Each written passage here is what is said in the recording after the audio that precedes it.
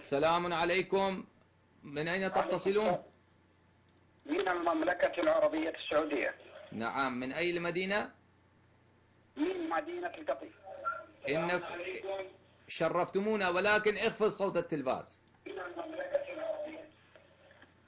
اخفض صوت التلفاز رجاء.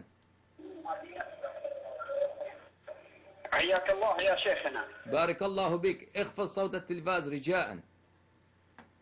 خفضته يا شيخ. تفضل، إنك على الهواء، تفضل نستفيد من كلامك. حياك الله يا شيخ. أنا سني وأريد أن أتشيع. نعم. نعم، إنك عزمت أن تتشيع؟ عزمت أن أتشيع. ما هو السبب؟ بشرط يا شيخ أن تعطيني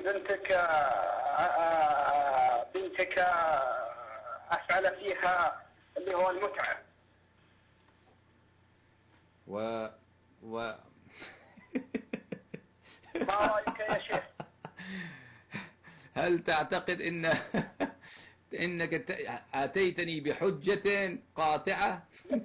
لا، ما هو حجة قاطعة، بل أخوياي بارك الله بك، بارك الله بك. تريد أن تتشيع فاذهب إلى شيخ كي يعطيك بنته متعة. هل تعرف إن أسماء بنت أبي بكر كانت تمارس متعة؟ هل تعرف ذلك؟ رضي الله عن أبا بكر ورضي الله عن الصحابة أجمعين ولعنكم الله في كل كتاب الزنادقة. أنا سألتك سؤالا هل تعرف؟